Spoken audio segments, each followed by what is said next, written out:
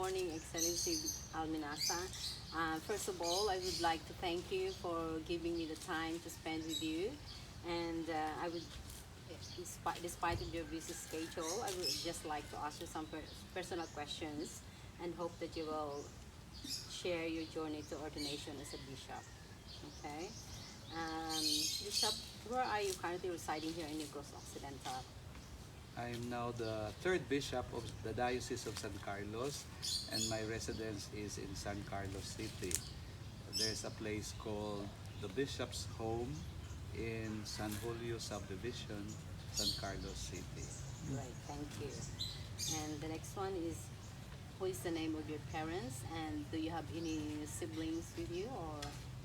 My father was Felix Alminaza, married to Antonia Alimani. My father was originally from Alimudian, Iloilo, and my mother was originally from Inayawan, Kawayan. And thanks be to God, I'm the eldest and the youngest in the family. So, nag-iisa. Oh, bugtong gid. Bugtong gid, thank Oniko you. ino. So, as you grow up in Municipalay, what kind of life you have growing up there? Very sheltered life because I considered Sipalay Mines on those years growing up there na life was very stable, no, life in the company, very very regular, well provided for. We have very good facilities.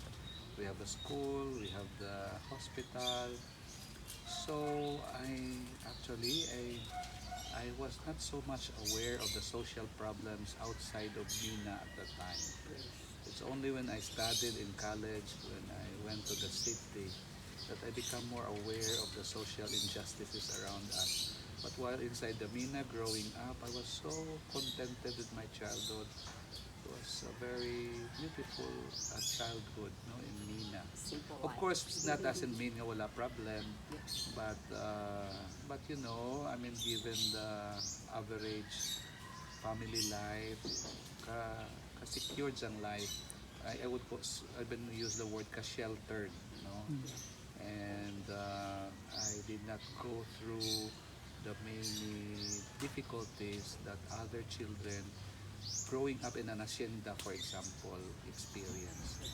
And even at that time, growing up in a mining company, I did not question about the problem of mining, you know, because it has its own environmental problems also, as it happened eventually. You know.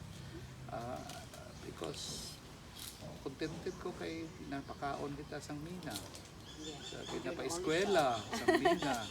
So wala ko ka question na may something wrong there in a way, you know, especially in terms of how we dispose our wastes, no, how much would that be a threat to the environment, like later on may mga farmlands na naapektuhan tungkol sa pagkaguba sa tailing pond, no, things like that. And so now may problema na kita, no, and I'm so sad na hindi daw kabudlay na ibalik ang those days na we were growing up as children. So, thank you. And where do you finish your primary education? I was a product of a public school where my mother was a teacher. No, it's called Binolig Elementary School. I'm proud of that. And then later on in high school, I went through Cabarros Catholic College. And then I'm grateful for that also because of the Catholic formation. And that has a tremendous impact on me because of the Columban Fathers who served as directors and chaplains of our Catholic school naman. So I attributed my vocation to their influence. No? So, how about the college? Where did you finish your college education? So actually, I decided na to enter the seminary after elementary pa, but my parents did not allow me, particularly my mother. So I went to high school in our barangay. So after high school, I was able to convince my parents to allow me to enter the Sacred Heart Seminary in Bacolod City. And at that time, seminarians are going to the University of Negros Occidental Recoletos for our bachelor's degree. So as an alibi to convince them to allow me, I just told them na I am actually studying at UNOR, Yes. but I'm having my boarding house in the seminary. So Okay. it's a better deal, no? Rather than allow me to stay in a boarding house where there would be more problems perhaps. Yes. I am safer to my mind. I mean, I was trying to make them feel that it is a better choice that I reside in the seminary while I take up my AB philosophy, Okay. which can be a pre-law, can be preparatory to many other careers later on. But in my heart, I wanted to pursue to theology because I really wanted to be a priest. So it means to say at your early stage of life, you are already realized that you have the thing to Yeah, become a priest. it's Wow. still vivid in my mind in my slum book. I wrote sa ambisyon ko, pare. Oh, Grade 2 pa lang ako. So, really? grade 2, that would be age 7 or 8, around that time. Ah, okay. So, what do you think? What kind of life did you have being a priest and becoming bishop? I have no regrets. If I will go through it again, I would still choose the same thing. You know? It's just amazing how God provided for everything. I have no regrets because, like for example, my only concern before as an only child was who will take care of my parents when they grow old. But God took care of them. Yes. In fact, when they both died, I was by their side. I could have been assigned somewhere else, and could have been away. But on their dying moments, I was really home. God gave me that gift of being able to assist both my parents in their last moments, and I saw their death, and it was a beautiful Wow. experience. No, seeing death straight from my eyes, no, eyeball to eyeball in a sense. No, Oh my so I goodness. was there for my mother's death So and my father's emotional. death. I was beside each of them. We're able to celebrate the Eucharist right away after they died. And during their funeral, many bishops came, many priests came. And so they were really blessed. No? And my parents were able to celebrate their golden wedding anniversary. Wow. You know, it was my 16th priestly anniversary, their golden wedding anniversary, and the 74th birthday of my mother. We just put them all together in one celebration. But of course, different dates yon. Pero the same year, no? Okay, adjacent lang naman. Their wedding anniversary is this month of April. And akong sacerdotal ordination anniversary is also April. And birthday ng nanay is May, beginning of May, May 3. So we just choose my anniversary in the priesthood as the 3-in-1 celebration. Wow. God planned perfectly. Yeah. Well, wow, that's very nice. As a bishop of the Diocese of San Carlos, what can you advise the young people, especially the youth leaders of Negros Occidental? We are now facing a big challenge of opposing a coal-fired power plant here in San Carlos. And I'm inspired because the young people here are really standing up for that. No? And in fact, they are the ones who are really defending the stand of the church against coal-fired power plant because we believe there's no such thing as clean coal technology. So I am really calling all young people to be aware of all these things. I mean, at your age, generally, there's still a lot of years ahead of you. You are at an age where you have the opportunity to study, and it's about your future. So try to be critical about all these things because you have to really analyze whether what these companies are presenting are really integrally for our good or not. No? Because we are not just for development for the sake of development, like economic alone, but at the expense of the environment, but it has to be holistic. Yeah. So I hope the young people will be more critical because it's about your future.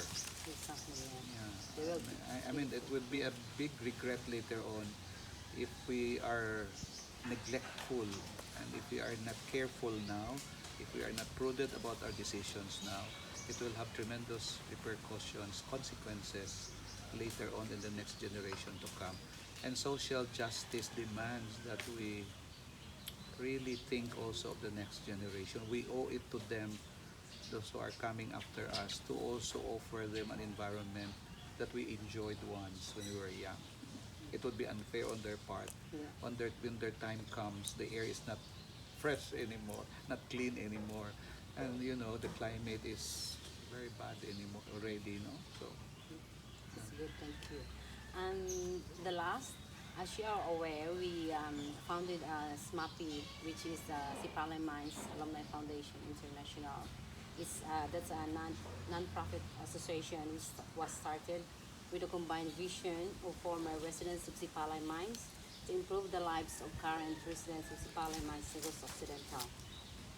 What can you advise to the people of Spalay? As in your capacity, what can you advise? What can you help to the current situation of Spalay in Mina after the closure of the mines? yeah, I have to be living there to be able to say something much. I cannot pretend to be more knowledgeable coming from outside now. But yes, just as a general comment, I hope our leaders now in our barangay, using available knowledge, technology that they have, can find better alternative to mining. If of course there is a possibility of really reviving a more responsible mining industry, I mean, why not? But with our experience, no. Um, is there Are there other potentials of our barangay other than mining? What other enterprises? So why don't we invite more entrepreneurs to really take a look at the area and discover their potentials? Like, for example, it has to be connected with the development program of the city of Sipalay.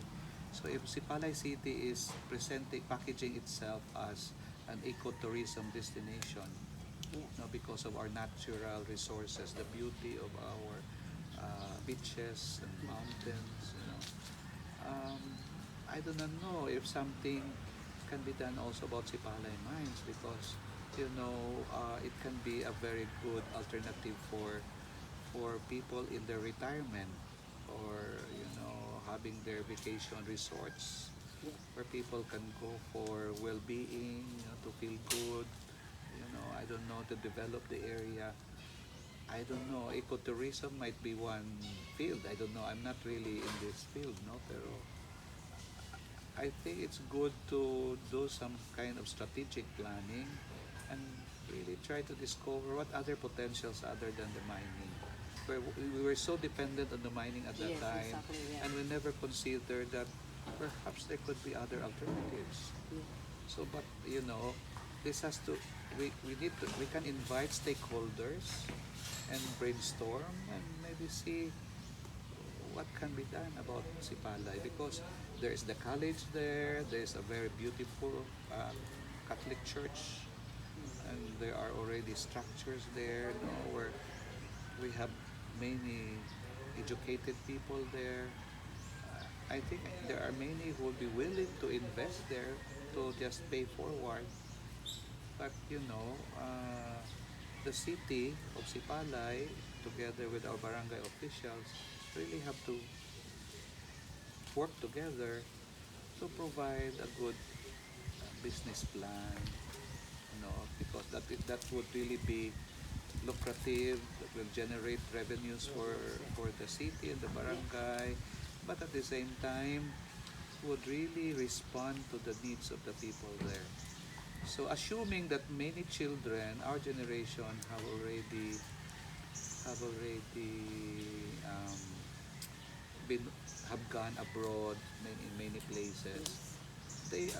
I would imagine that many of them would still need a place to go back to. And when we are having reunions, our problem is there are no pension houses or hotels Kasi or accommodation that can provide a decent accommodation. We always have to find a private house to stay, or we have to go to the city. So, but why not offer San Jose Sipala as because it's close to the city as an alternative village for other, I don't know, other adventures, for example. Like if they want to go to swim, they go to Sipalay because of the beaches there. But because the mountains there can also be developed, and yeah, we have the airport there, that can be developed, and many other enterprises maybe like vacation houses or what, I don't know, retirement houses, things like that. that's why we founded this Smafi, that we are trying to help the people in Mina. And as we have some programs, we have some projects. As a start, we have the livelihood program, which I went there last January and I distributed 17 piglets to every puro to take care of the one, and then so that we can help them for their livelihood later on. And hopefully everyone can see this thing that we discussed can be attracted and have help them as well for the people of Mina, because this MAPI is composed of 8 of us, 8 from America and one here in Australia, myself, that we are putting up our own money to raise so that for the people in Mina, because we galing tayo doon mga pigado, we want to help them because we feel their pain, we feel their um, their financial difficulties, financial hardship. That's why I'm not saying that I'm rich, but I'm trying my best to help because nabatyagan ko dito ano gid kabudlay kay kasakit nga pigado ikaw nga wala kang makuhaan. So hopefully everyone will do the same what we are doing as a Smafi, that we are helping all the tagamina dito sa Sipala. I hope we will be able to attract more Yeah, investors because we got you lots need of projects. Yeah, you need to have people see the potentials of investing in Sipalay mines so that they can also recover their investment, but at the same time it will benefit the residents. hopefully Oh. lots of people will willing to help. Yeah. That's it. Thank you, Bishop. Okay, Happy Easter. welcome. Thank Happy you. Easter.